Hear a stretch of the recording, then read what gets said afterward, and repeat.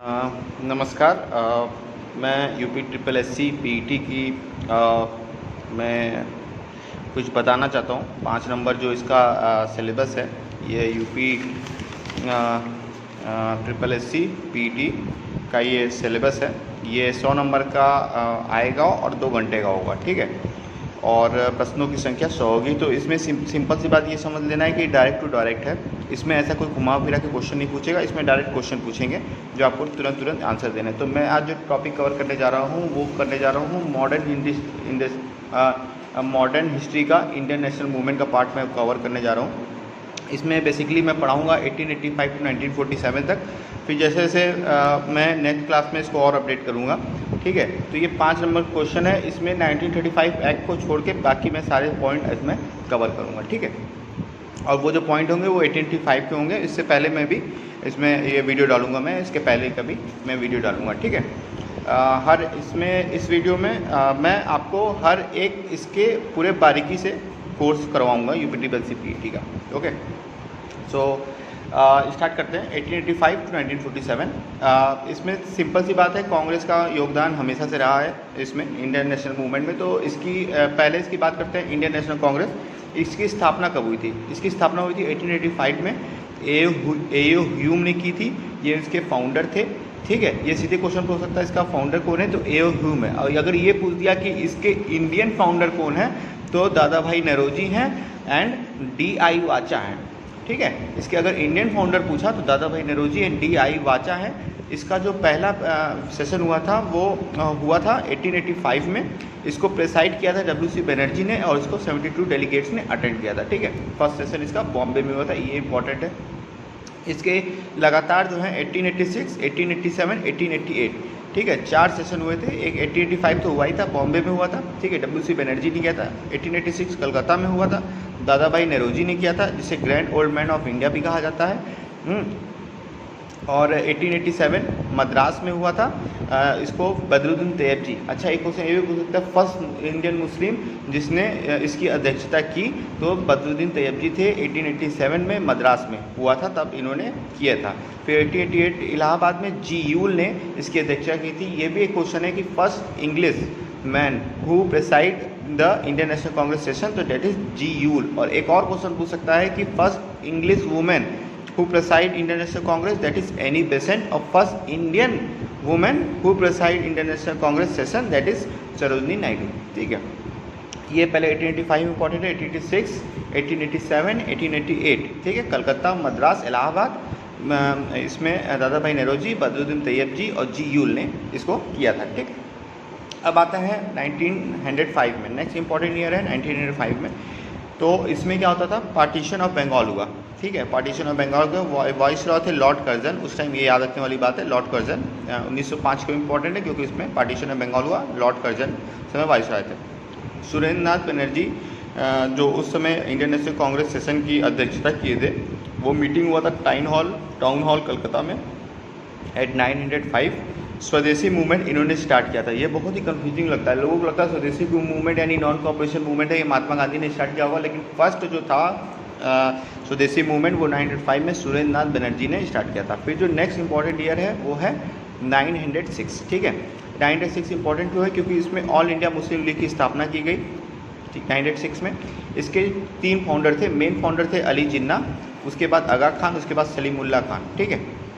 इसका वेन्यू ढाका था, बांग्लादेश, जो अभी बांग्लादेश में है, और इसका हेडक्वार्टर लखनऊ था। तो ये बात ध्यान रखिए, हेडक्वार्टर इसका लखनऊ में है और वेन्यू इसका ढाका में है, ठीक है। अब 907, 906 के बाद 906 में ऑल इंडिया मुस्लिम लीग की स्थापना हुई थी। 905 में पार्टीशन ऑफ बंगाल हुआ था, लॉर्ड कर्जन उसमें वाइस रॉय थे। सुरेंद्र नाथ बनर्जी ने मीटिंग ली थी कलकत्ता में, टाउन हॉल कलकत्ता में, स्वदेशी मूवमेंट स्टार्ट किया था, ठीक है, बॉयकॉट करने के लिए इंग्लिश को। 907 में सूरत स्प्लिट हुआ। ये इसलिए इंपॉर्टेंट है सूरत स्प्लिट क्योंकि अभी क्या हुआ कि कांग्रेस में बूढ़े लोग बढ़ गए थे, ठीक है, और नए जवान आने लगे। उसमें थे बाल गंगाधर तिलक, वो चाहते थे कि वो अपने हाथ में बागडोर संभालें, ठीक है। तो इनके में ये हुआ कि भैया अब हम लोग को बागडोर दीजिए, अब हम लोग संभालेंगे। तो इसमें बूढ़े लोग चाहे कि नहीं भैया हमको भी एकदम अलग नहीं करिए, और जवान भी कहेंगे भैया हमको भी चाहिए पावर, क्रांति लानी है। अभी ऐसे ये लोग नहीं सुधर रहे हैं, इतना साल हो गया अभी तक कुछ हुआ, बात आगे नहीं बढ़ी। तो रास बिहारी घोष ने अध्यक्षता की थी सूरत में, ठीक है। और कांग्रेस जो था इसमें 2 हिस्सों में बढ़ गया। जीते तो थे बाल गंगाधर तिलक, जीते थे बाल गंगाधर तिलक, लेकिन इसके पीछे की कहानी है कि पहले पुणे में ये सेशन होने वाला था, लेकिन वहाँ पुणे में बोला गया कि अरे ये तो बाल गंगाधर तिलक का क्षेत्र है, वहाँ पे सब नौजवान इनको वोट दे देंगे, तो इसको हटा के सूरत कर दिया गया। सूरत में जब आए ये, तो सूरत में क्या हुआ, जब चुनाव करवाया गया तो बाल गंगाधर तिलक जीत गए। जब बाल गंगाधर तिलक जीत गए तो इन लोग की नौटंकी ये शुरू हो गई कि अरे भैया ये तो इनका जन्म प्लेस है और जन्म प्लेस में आप ये गलत हो गया, क्योंकि आज भी नियम है कि गवर्नर अगर बनेगा किसी भी राज्य का तो वो खुद अपने राज्य का नहीं बन सकता, वो दूसरे राज्य का बनेगा। सेम रीज़न दे के इन्होंने उस टाइम सेम रीज़न इन्होंने ये दिया कि भैया नहीं, ये तो आपकी बर्थ कॉन्स्टिट्यूंसी है, यहाँ पे ये नहीं माना जाएगा। तब ये कांग्रेस 2 हिस्सों में बढ़ गया, that is moderate and extremist. Moderate को लीड किया गोपाल कृष्ण गोखले ने, जो महात्मा गांधी के मेंटोर कहे जाते हैं, टीचर कहे जाते हैं, ठीक है। और एक्सट्रीमिस्ट जो था लाल गंगाधर तिलक, लाला लाजपत राय, बाल गंगाधर तिलक और बंकिम चंद्र पाल, ठीक है। ये हो गया, ये 1907 की सूरत स्प्लिट हो गया। उसके बाद आता है 1909 में मॉर्ले मिंटो रिफॉर्म आया। मॉर्ले मिंटो रिफॉर्म इसलिए इम्पोर्टेंट है, इसमें मिंटो का नाम वाइसरॉय है, मॉर्ले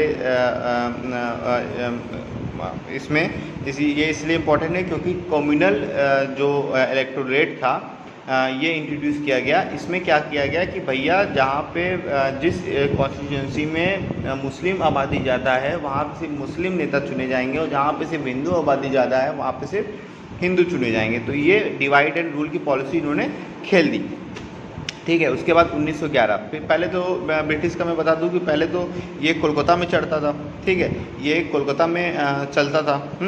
इन लोगों का मेन सेंटर जो था वो कोलकाता में चलता था, लेकिन इसको उन्होंने सोचा अब हमसे ये नहीं हो पा रहा है, क्योंकि अब पुणे भी छिटक रहा है, तो यहाँ अहमदाबाद भी छिटक रहा है, अब हमको दिक्कत हो रही थी। तो इन्होंने एक चीज़ ढूंढी, वो थी दिल्ली से ये चारों तरफ कवर कर सकते थे, जो अभी भी हमारी राजधानी है, इसीलिए उन्होंने दिल्ली चुना और वहाँ पर दिल्ली दरबार बुलाया।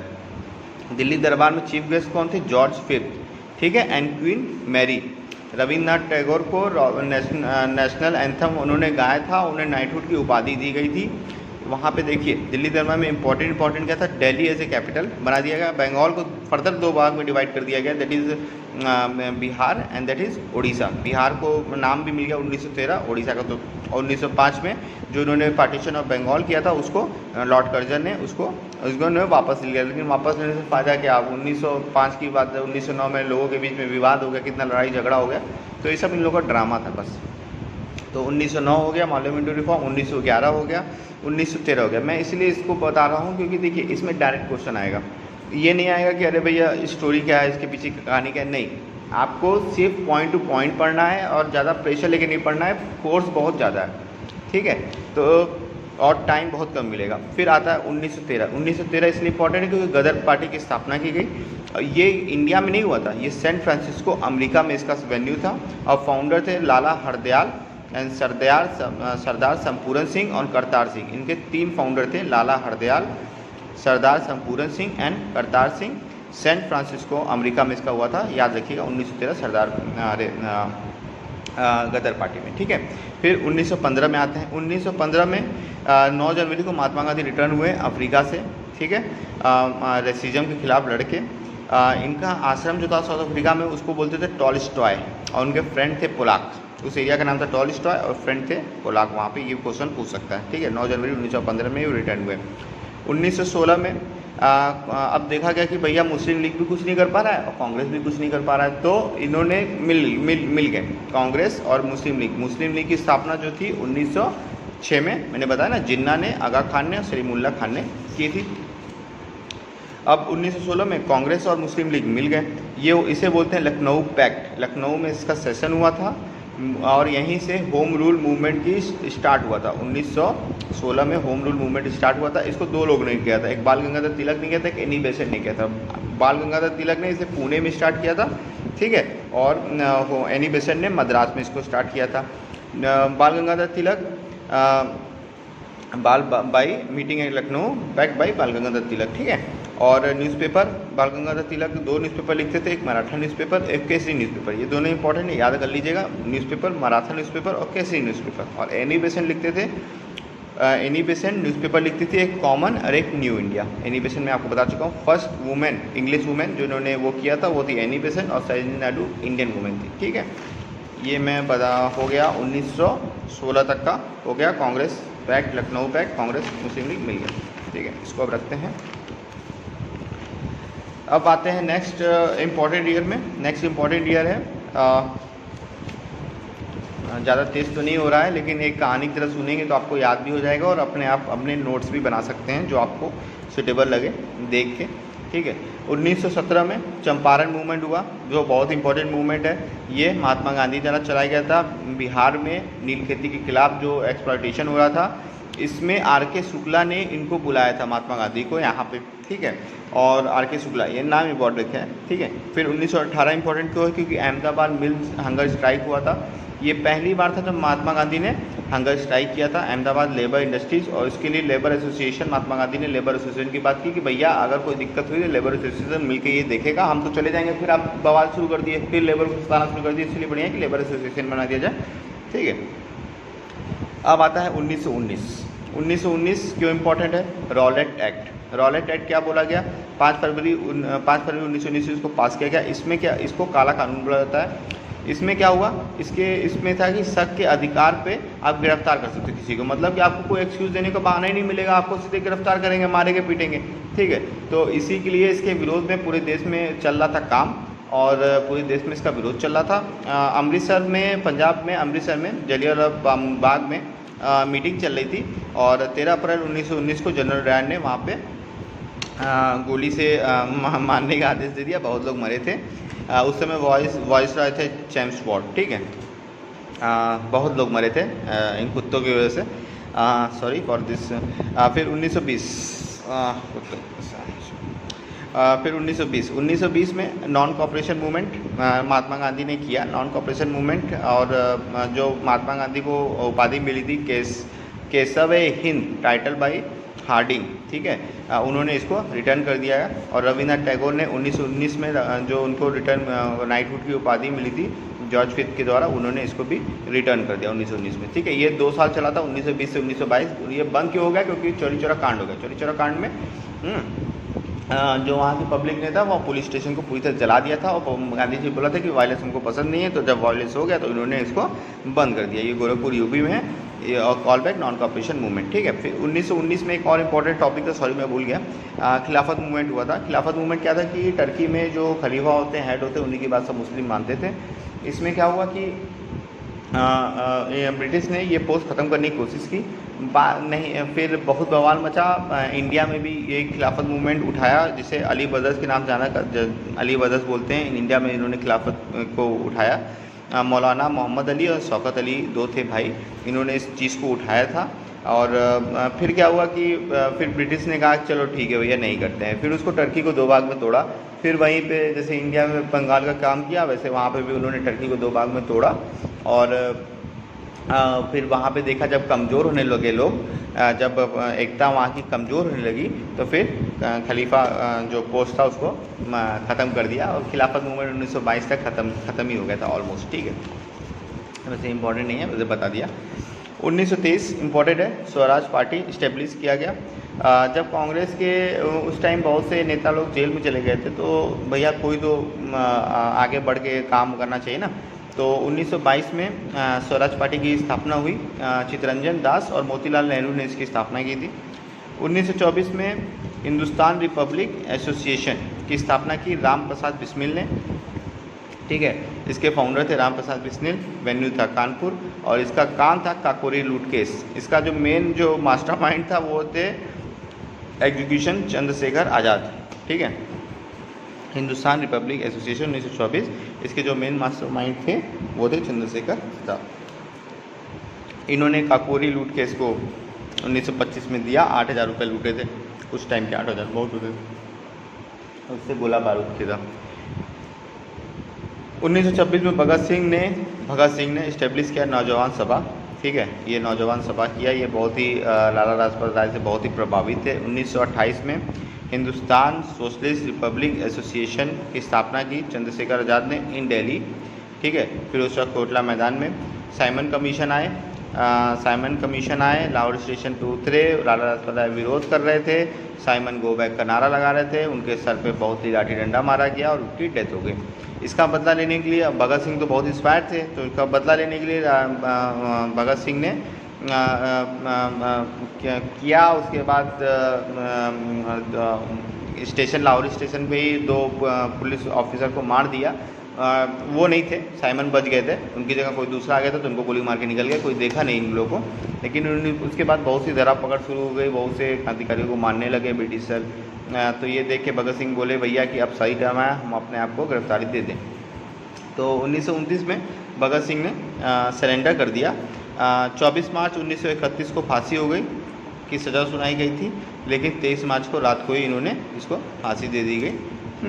और ये लास्ट किताब पढ़ रहे थे, रशियन रेवोल्यूशन लेनिन, 4 पेज बाकी था। इन्होंने पूछा मैं पढ़ सकता हूँ, बोले नहीं, आपको पढ़ना ही नहीं है, ठीक है।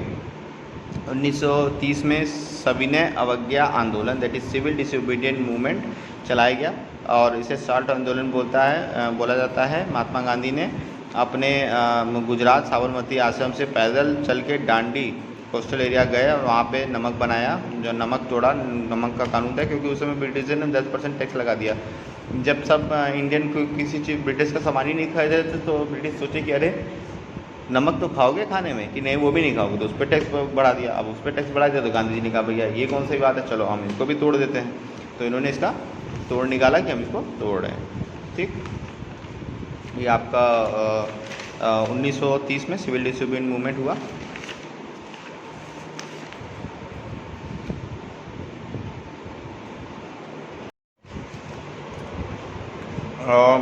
इसके बाद हम लोग राउंड टेबल मूवमेंट आता है। 1930, 1931, 1932 3 राउंड टेबल मूवमेंट हुए थे। पहले में कांग्रेस ने बॉयकॉट किया था, दूसरे में बॉयकॉट महात्मा गांधी, कांग्रेस ने इसको अटेंड किया था सरोजिनी नायडू के साथ, उन्होंने वुमेन का पक्ष रखा था। तीसरा जो था 1932, उसमें मुस्लिम लीग और कांग्रेस दोनों ने बॉयकॉट किया था, ठीक है। BR अम्बेडकर जो थे, इन्होंने तीनों को ज्वाइन किया था। पहले में सबसे ज़्यादा ज्वाइन थे और थर्ड में सबसे कम थे, ठीक है। BR अम्बेडकर ज्वाइन किए थे। अब इसके बाद आता है 1937 सेल्फ रूल मूवमेंट है, जिसकी स्टार्ट की थी जवाहरलाल नेहरू ने। इसका नाम से ही पता चल रहा है कि भैया अब हम ब्रिटिश के अंदर काम नहीं करेंगे, हमको अपना संविधान चाहिए, हम अपने से अपना देश चलाएंगे, ठीक है। तो इसमें क्या हुआ कि भैया चुनाव करवाया गया, जिसमें से 19 कांग्रेस जीती, 11 मुस्लिम जीती और 5 से भी कम ब्रिटिश जीते थे। तो ब्रिटिशर को पता चल गया कि अरे भैया ये हमारे हाथ से निकल रहा है, ठीक है। तो उन्होंने इसको खारिज कर दिया, सेल्फ रूल मूवमेंट। 1942 में क्रिप्स मिशन आया, जिसे महात्मा गांधी ने पोस्ट डेटेड चेक कहा था, ठीक है। और कांग्रेस ने इसका बायकॉट किया, मुस्लिम लीग ने इसका बायकॉट किया। इसे अगस्त ऑफर भी कहते हैं। वर्ल्ड वॉर सेकंड चल रहा था, जो 1939 से 1945 तक था। ब्रिटिश बहुत कमज़ोर हो गए थे, तो सुभाष चंद्र बोस ने बोला कि भैया ये सही टाइम है, कमज़ोर है, हम लोग इनको भगा दिया जाए। लेकिन महात्मा गांधी का कहना था कि भैया दुश्मन कमज़ोर हो तो वार नहीं करना चाहिए, इन लोग अलग ही चलता था, क्या बोला जाए, ठीक है। तो बॉयकॉट कर दिया क्रिप्स मिशन, तो इनकी कोई सुनी नहीं, इनको वापस भेज दिया गया। 1942 में क्विट इंडिया मूवमेंट स्टार्ट हुआ, बहुत इंपॉर्टेंट मूवमेंट था, बॉम्बे में लॉन्च किया गया। इसमें महात्मा गांधी ने नारा दिया, डू और डाई, करो या मरो, ठीक है। अब सुभाष चंद्र बोस की थोड़ी सी बात कर लेते हैं। 1939 में सुभाष चंद्र बोस कांग्रेस को क्विट कर दिया और अपना All India Forward Bloc Calcutta West Bengal में इन्होंने इसको इस्टेब्लिश किया। 1942 में आज़ाद हिंद फौज की स्थापना की गई by Bose. World first women military regiment बनाया था, रानी लक्ष्मीबाई रेजिमेंट, जापान में बना था, और ये आज़ाद हिंद फौज ने ही बनवाया था 1943 में, ठीक है। 1946 की बात करें तो इम्पॉर्टेंट इसलिए क्योंकि कैबिनेट मिशन आया, इसी के थ्रू पूरा हमारा संविधान की घटना मतलब बनाया गया, कैबिनेट मिशन के थ्रू। इसके जो हेड थे वो पैट्रिक लॉरेंस थे, A अलेक्जेंडर थे और S क्रिप्स थे, वही जो क्रिप्स मिशन लेके आए थे। ये तीनों लोग आए थे कैबिनेट मिशन में, और भारत के संविधान के कि भैया कैसे रूप होगा, क्या होगा, कैसे होगा, ठीक है। 1947 में फेब में एडली जो PM थे ब्रिटेन के, उन्होंने 30 जून 1947 से पहले भारत को आज़ाद करने की घोषणा कर दी, जो 3 जून को ही अनाउंसमेंट इसका हो गया। वाइसरॉय थे जो माउंटबेटन थे, उन्होंने माउंटबेटन प्लान लाया जिसमें इंडिया और पाकिस्तान का हो गया। 18 महीने तक ये वाइसरॉय थे और ठीक है, आज बस इतना ही आज के लिए। ठीक है, थैंक यू।